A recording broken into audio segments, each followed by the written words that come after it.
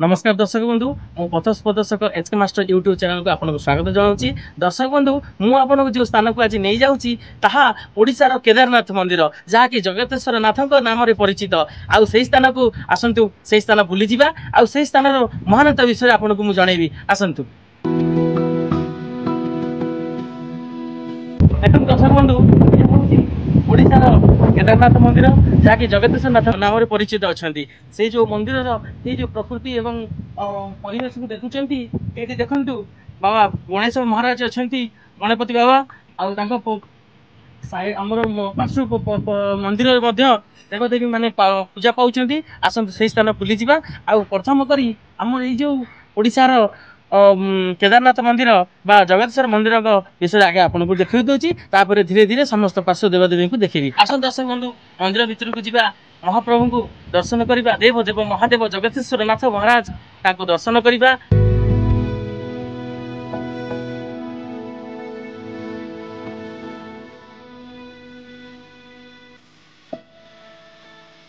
मुझे किसी झलक देखी जहाँकि देवदेव महादेव जगतेश्वर नाथंकर ये जो सुंदर मंदिर जो बेढ़ा देखिए आपको सहित ये जो मंदिर पूजारी अच्छा सहित आम कथा आई मंदिर कौन प्रसिद्ध कर सुंदर मानने कर विषय आम जाना आसतु पूजारी कथा नमस्कार स्वागत जनाऊँगी आप ना जापर सीताराम मिश्र आगे ଆପଣ କେତେ ବର୍ଷ କହୁଛନ୍ତି ମନ୍ଦିର ପ୍ରତିଷ୍ଠା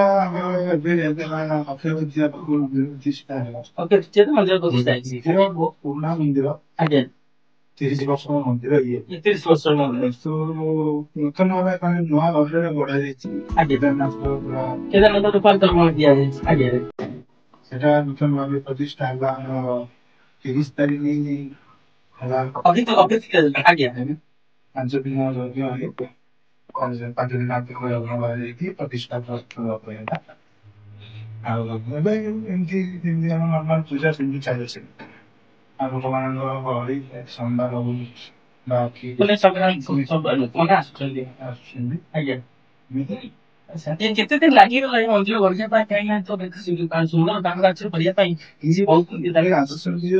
ଆଶ୍ଚର୍ଯ୍ୟ ଜିନିଷ ଏତିକି ଯେ ବର୍ଷେ ଭିତରେ ମନ୍ଦିର ଟା କମ୍ପ୍ଲିଟ ହେଇଛି ମନ୍ଦିର କାମ ସମ୍ପୂର୍ଣ୍ଣ ସରିଛି କିନ୍ତୁ ବାହାରିର କାମ କିଛିଟା ରହିଛି ଯୋଉଟା କି ଆମର ପ୍ରଥମତଃ ଆମର ମୁଖ୍ୟ ଗେଟ୍ ଆଉ କିଛିଟା ପର୍ଯ୍ୟଟକଙ୍କ ପାଇଁ ବାହାରିର କାମ କିଛିଟା ରହିଛି ବାକି ସବୁ ଜିନିଷ ମାନେ ମନ୍ଦିର କାର୍ଯ୍ୟ ସମ୍ପୂର୍ଣ୍ଣ ସରିଛି କିନ୍ତୁ ବାହ୍ୟ ପରିବେଶକୁ ସୁନ୍ଦର ଭାବରେ ଆଉ ଟିକେ ମାନେ ସୁନ୍ଦର କରିବା ପାଇଁ ଚେଷ୍ଟା କରୁଛନ୍ତି ଆମର ଏଇ ମନ୍ଦିରର କର୍ମକର୍ତ୍ତା ମାନେ ଆଉ ତା ସହିତ ଆଉ କିଛି ମଧ୍ୟ ଝଲକ ଦେଖେଇବି ଆସନ୍ତୁ ସେଇ ସ୍ଥାନ ସବୁ ବୁଲିଯିବା ଆସନ୍ତୁ।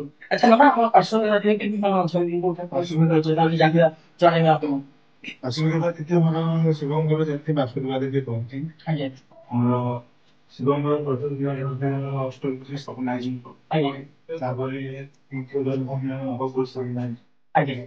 ବାସୁଦେବ ଗଣେଶ କାର୍ତ୍ତିକ ପାର୍ବତୀ ସବୁ ରହିଛି ତାପରେ ଆମର ରହିଯାଉଛି ଦକ୍ଷିଣ ପାର୍ଶ୍ୱ ହନୁମାନ ଅଛନ୍ତି ସେ ସ୍ଥାନକୁ ଆପଣ ବୁଲେଇ ଦେଇଥିବେ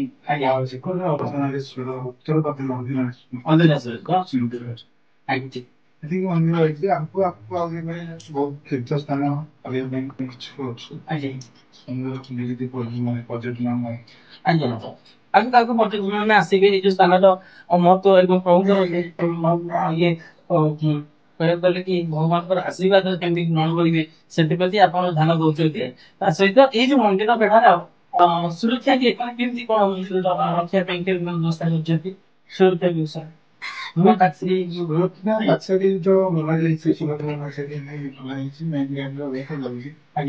ଭଗବାନଙ୍କୁ ସୁରକ୍ଷା ତ ଭଗବାନ ସ୍ୱୟଂ ତଥାପି ଆମେ ସୁରକ୍ଷା ପାଇଁ ପ୍ୟାସେଜର ବ୍ୟବସ୍ଥା ଅଛି କାମ ରହିଛି ସେ କାମ ଆଉ ବହୁତ କିଛି ଅଛି ବାହାରେ ଦେଖନ୍ତୁ ଜାଗା ବନେଇଛନ୍ତି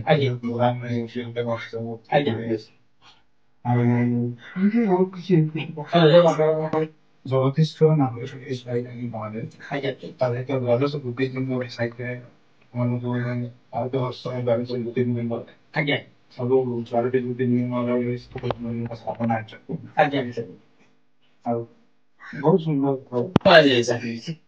ଧନ୍ୟବାଦ ମହାଶୟ ଆପଣ ଏତେ ସୁନ୍ଦର ଭାବରେ ବର୍ଣ୍ଣନା କରି ମନ୍ଦିରର ପରିବେଶ ବିଷୟରେ ଆପଣ ଆମକୁ ଜଣେଇଲେ ତା ସହିତ ପ୍ରଭୁଙ୍କର ଏଇ ଯୋଉ ପରିବେଶ ପ୍ରକୃତି ଦେଖୁଛନ୍ତି ଏକ ଲୋଭନୀୟ ଏବଂ ଆକର୍ଷଣୀୟ ଆହୁରି କିଛି ସ୍ଥାନ ରହିଯାଇଛି ଆପଣଙ୍କୁ ଦେଖେଇ ନେଇଯିବି ଆସନ୍ତୁ ସେଇ ସ୍ଥାନ ବୁଲିଯିବା। ଦର୍ଶକ ବନ୍ଧୁ ଦେଖନ୍ତୁ ଇଏ ହଉଛନ୍ତି ମହାବୀର ବୀର ବଜରଙ୍ଗବଲି ଯାହାକି ସେଇ ପ୍ରଭୁ ଜଗଦୀଶ୍ୱରଙ୍କ ଧାମର ଏଇ ଦକ୍ଷିଣ ପାର୍ଶ୍ୱରେ ରହିଛନ୍ତି ମହାବୀର ରୁଦ୍ରାବତାର ମହାବୀର ବଜରଙ୍ଗବଲି। ଆଉ ଆସନ୍ତୁ ସେଇ ସ୍ଥାନ ମଧ୍ୟ ଆପଣଙ୍କୁ ଦର୍ଶନ କରାଇ ନେଉଛି ଆସନ୍ତୁ।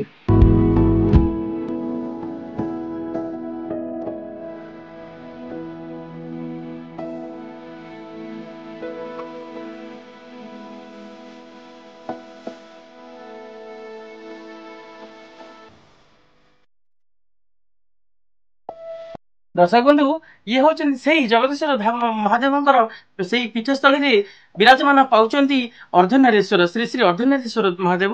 ଆସନ୍ତୁ ସେଇ ସ୍ଥାନ ଆପଣଙ୍କୁ କିଛି ଝଲକ ମାଧ୍ୟମରେ ଦେଖାଉଛି ଆସନ୍ତୁ।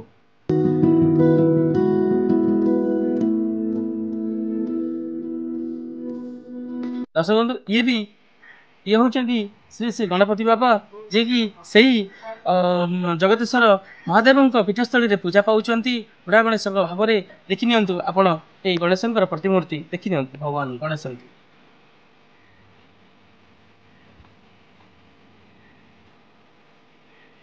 ଆସନ୍ତୁ ଆଉ କିଛି ଝଲକ ମାଧ୍ୟମରେ ଦେଖଉଛି। ଦେଖନ୍ତୁ ଇଏ ତ ଆଗକୁ ପର୍ଯ୍ୟଟନ ସ୍ଥଳୀ ଭାବରେ ନିଶ୍ଚିତ ଭାବରେ ବିବେଚନା କରାଯିବ। ତା ସହିତ ଏଠି ସୁନ୍ଦର ଭାବରେ ଏଠି ଗୋଟେ ଏକ ପୁଷ୍କରିଣୀ କରାଯାଇଛି। ଆଉ ତା ସହିତ ଏଠି ଏଇ ଯୋଉ କିଛି ଦିନ ହେଲା ଅକ୍ଷୟ ତୃତୀୟା ପୂଜାରେ ଆମର ଏଇ ମନ୍ଦିରଟି ପ୍ରତିଷ୍ଠା କରାଯାଇଥିଲା। ତା ସହିତ ଏଠି ମଧ୍ୟ ଆମର ଏକ ମଣ୍ଡପ ଚାଲିଛି ଜଗଦୀଶ୍ୱରଙ୍କ ଧାମର ଏକ ମଣ୍ଡପ ପୂଜା କାରୁକାର୍ଯ୍ୟ ଚାଲିଛି ଯୋଉଠି କି ସମସ୍ତ ପ୍ରକାର ବିବାହ ବ୍ରତ ସବୁ କିଛି ଆଗକୁ ଧୀରେ ଧୀରେ ପ୍ରଚଳନ କରାଯିବ।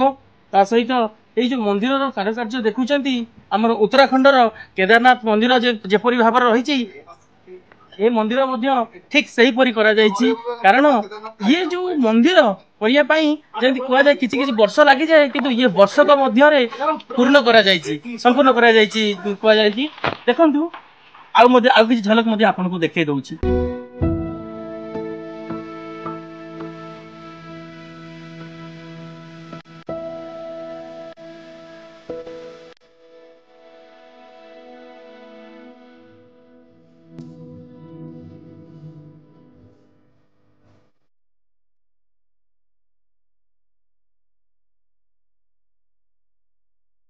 ଦର୍ଶକ ବନ୍ଧୁ ଆପଣଙ୍କୁ ତ ଆଜି ଯେଉଁ ସ୍ଥାନ ବୁଲେଇ ନେଲି ତାହା ଥିଲା ଜଗତେଶ୍ୱର ମହାଦେବଙ୍କର ପୀଠସ୍ଥଳୀ ବା ଉତ୍ତରାଖଣ୍ଡର ଯେପରି ଆମର ରହିଛି କେଦାରନାଥ ମନ୍ଦିର। ଆଜି ମଧ୍ୟ ଆପଣଙ୍କୁ ସେଇ ଓଡ଼ିଶାର କେଦାରନାଥ ମନ୍ଦିର ବା ଜଗତେଶ୍ୱରନାଥ ଧାମ ଆପଣଙ୍କୁ ବୁଲେଇ ନେଲି। ଆଉ ଏ ଭିଡ଼ିଓଟି ଯଦି ଆପଣଙ୍କୁ ଭଲ ଲାଗିଛି ଲାଇକ୍ ସେୟାର ସବସ୍କ୍ରାଇବ୍ ଏବଂ କମେଣ୍ଟ କରିବାକୁ ଭୁଲିବେନି। ଆଉ ଆପଣଙ୍କର ଆଶୀର୍ବାଦ ମୋର ନିତ୍ୟାନ୍ତ ଆବଶ୍ୟକ। ଧନ୍ୟବାଦ ଦର୍ଶକ ବନ୍ଧୁ, ଧନ୍ୟବାଦ।